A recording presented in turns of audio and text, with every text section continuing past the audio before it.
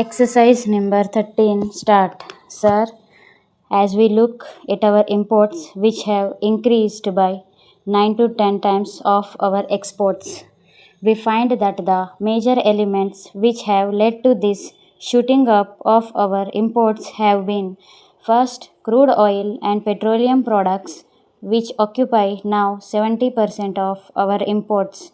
Mr. Finance Minister in the Associated Chambers of Commerce meeting yesterday gave the figure of 72% and he said that we must plan to bring it down to 60%.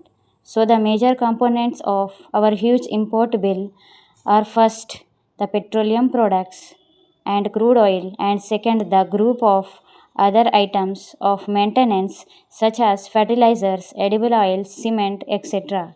Now, Mr. Vice Chairman, my fourth point is that the import policy which has been announced in this House for this year does not deal with the main elements. These two groups of elements, namely crude oil and petroleum products, and fertilizers, edible oil, and cement, which are causing this huge deficit.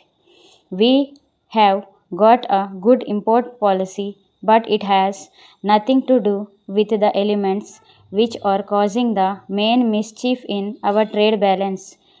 Let me summarize or recall what has been stated in our new import policy. The new import policy has removed 160 items from the open general license. It has shifted 42 from the restricted to the banned list, and it has placed 63 new items under the open general license. Now, if I am not mistaken, Mr. Vice Chairman, this import policy will reduce our imports this year from that of last year by rupees 100 crores. Now, this rupees 100 crores reduction of our imports by this new import policy is about 0.8% of our total import bill. That is all that our import policy does, because the new import policy has nothing to do, as I said, with the two major elements causing the import bill to go up, namely crude oil and petroleum products, and fertilizers, edible oils, and cement. Now, may I say that with rupees 100 crores reduction, the new import policy is going to economize on the import bill for the next year. It is not likely to be on account of the import bill on items other than petrol, etc.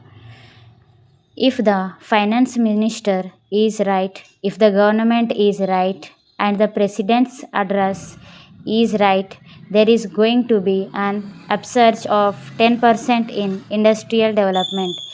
If investments and industries pick up, this import policy will not lead to any economy. A rupees 100 crores reduction in imports will not come about. Therefore, I leave this point by saying that the import policy of the government is good and is necessary for what I call non important items that we need to have outside the import policy. Therefore, I want to plead in the House with the government for a national energy policy.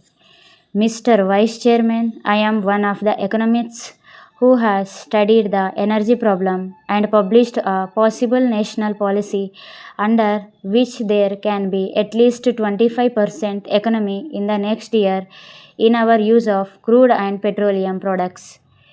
It is not the time to go into them, and it does not apply to the Ministry of Commerce, but the deficits in our imports, which are primarily due to the deficits in import of crude oil, for a national energy policy which is urgently needed.